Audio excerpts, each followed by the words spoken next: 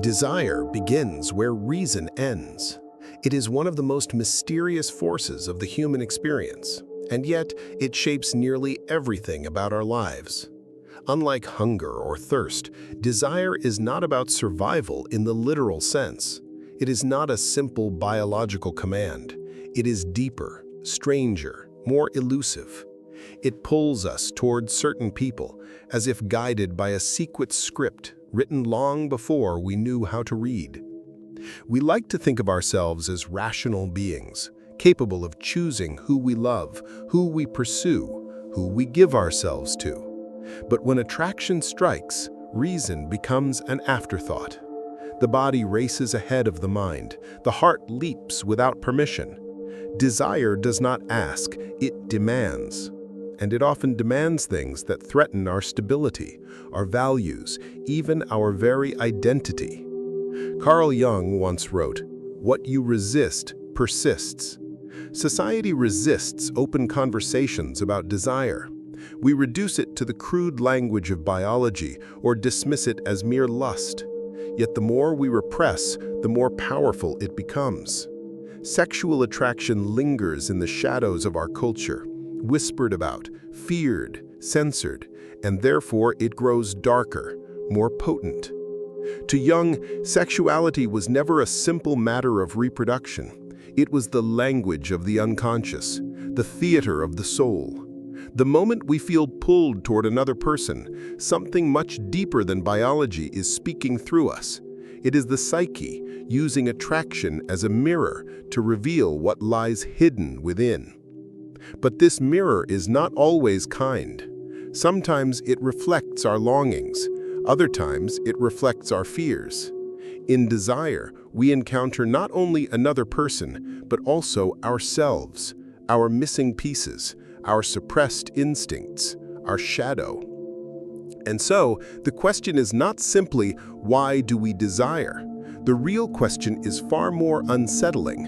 What part of ourselves are we meeting in the people we desire? This is where the darkness of attraction begins. Jung believed that each of us carries a shadow, the collection of traits, emotions, and impulses we reject or deny. The polite face we show to the world is only half of who we are.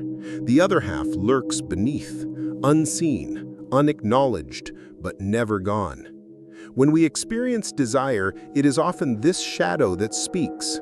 Attraction becomes a projection, a way for our unconscious to smuggle forbidden qualities back into consciousness. We are drawn to those who embody what we secretly lack or what we cannot admit we want. The shy man who craves the wild, reckless woman is not merely choosing randomly. He is being pulled toward his own repressed freedom. The self-sufficient woman who falls for the brooding, unavailable man is not just unlucky, she is wrestling with her own denied vulnerability. Desire, then, is not a choice, it is a map. And on this map are the coordinates of our disowned selves. Jung warned that ignoring the shadow makes it more dangerous.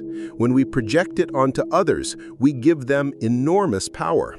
They become gods and demons in our personal mythology. We tell ourselves stories.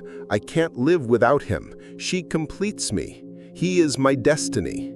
But these are not truths. They are shadows in disguise.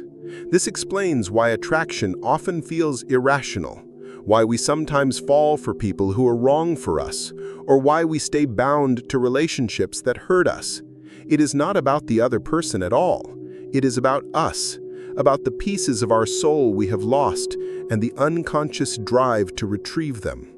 Sexual attraction is the shadow reaching for completion, and until we recognize this, it will control us, pulling us into cycles we cannot explain, obsessions we cannot escape, and longings we cannot satisfy.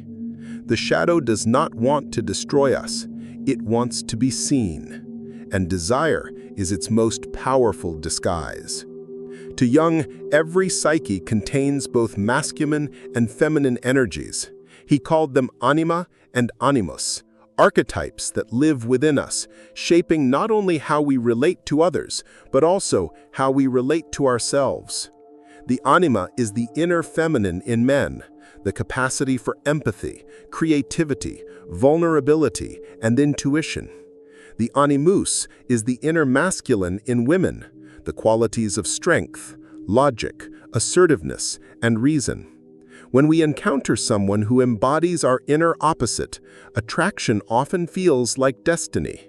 A man sees a woman who mirrors his anima, and suddenly she is no longer just a person, she is an archetype, a living symbol of his own missing half.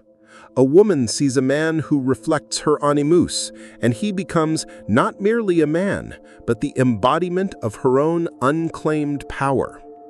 This is why love often feels mystical, fated, otherworldly. It is not just biology pulling us together, it is archetype calling to archetype. But there is a danger. When we confuse archetypes for people, we stop seeing them as they are. We fall in love not with them, but with what they represent within us. This illusion can bind us in toxic patterns, unable to let go, unable to see clearly, unable to separate projection from reality. Jung observed that much of human love is not love at all, but archetypal fascination. We are chasing our souls through the bodies of others. And until we recognize this, attraction remains less about the other and more about the unfinished dialogue within ourselves. Why do we crave what is forbidden?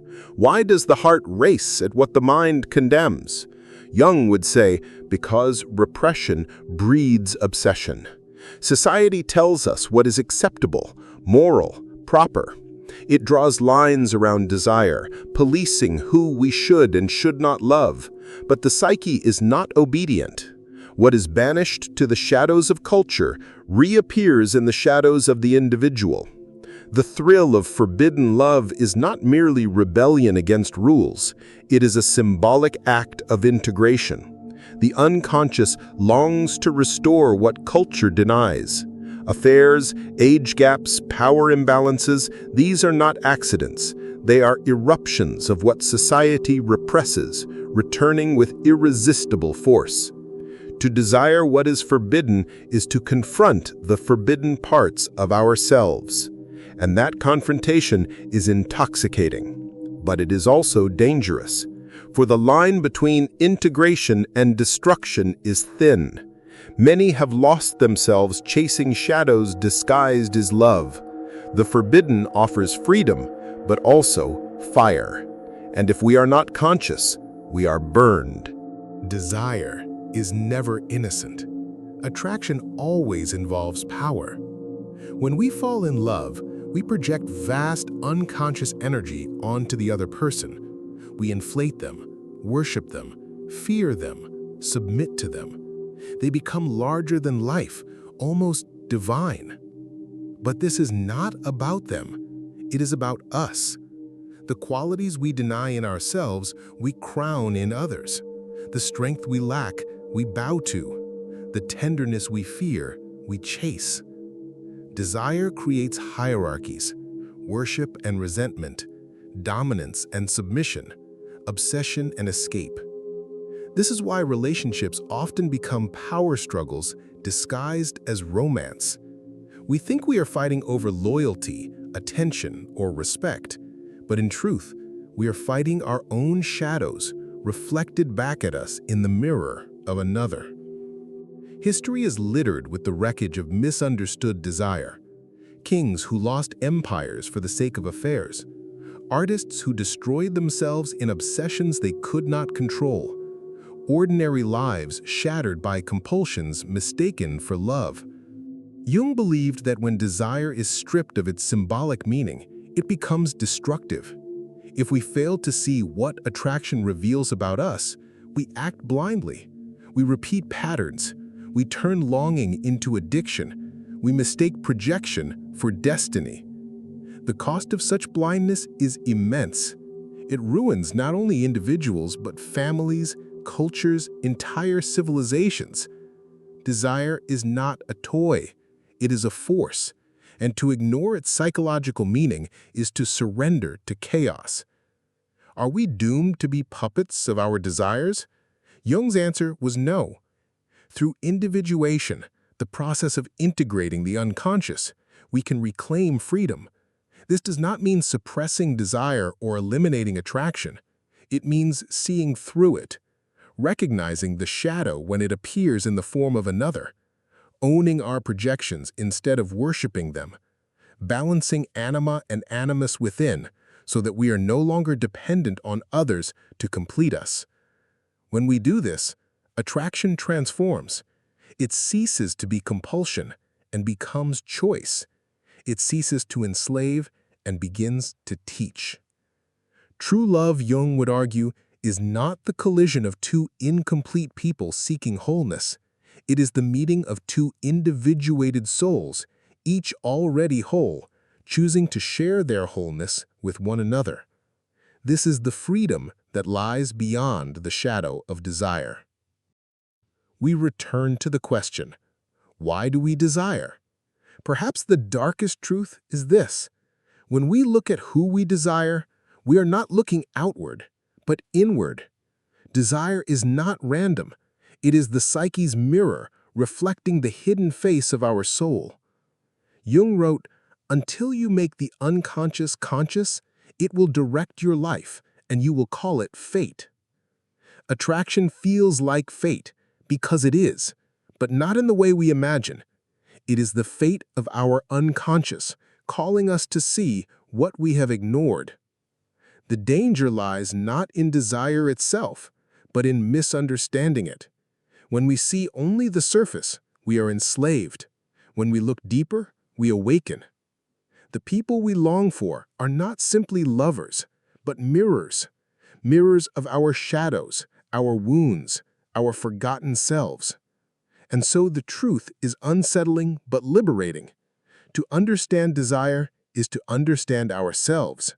To follow it blindly is to remain lost in the dark. Sexual attraction is not an accident of biology. It is a summons from the unconscious. And the question is whether we will answer it with blindness or with awareness. The darkest truth about desire is that it is never about the other. It is always about the mirror within.